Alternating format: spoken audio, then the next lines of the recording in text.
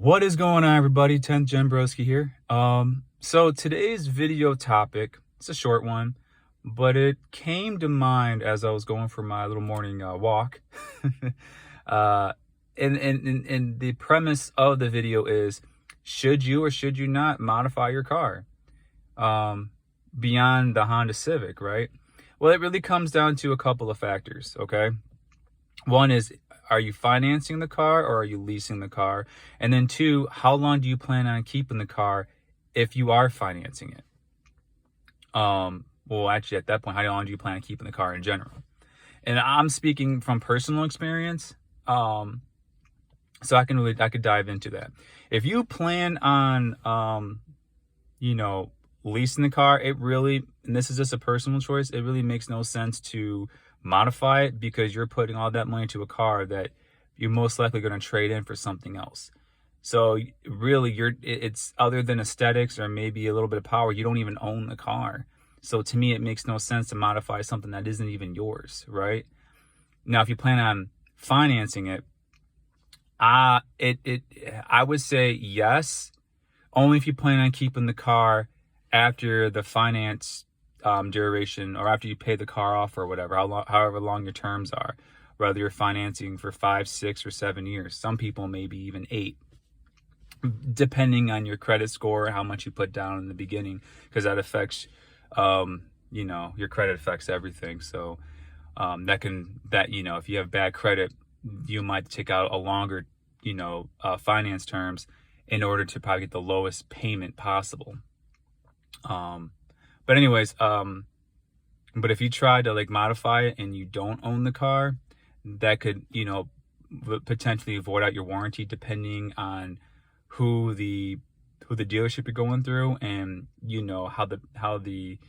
really depends on the people at the dealership who sold you the car, how they feel about it. Some dealerships are cool, about what in particular that you modify. Some of them don't mind if you put in aftermarket intake or exhaust, but then if you start going the tuning and stuff, and they might not even want to work with you.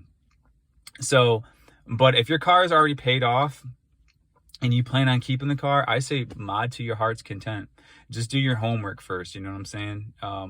Watch a bunch of different videos of people who've kind of went through what you went through, or you're looking into you are the best mods for your car.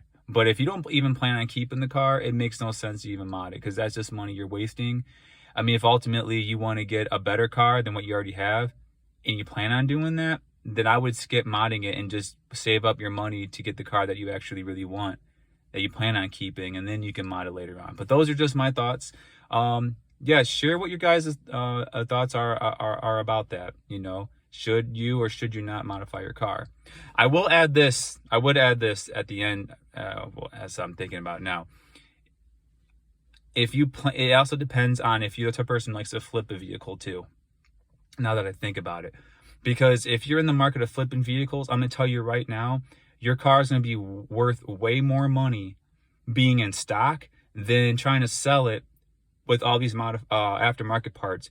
Because I know there's a personal kind of attachment to, I put all this money into this car, as far as aftermarket upgrades, I'm going to charge a premium.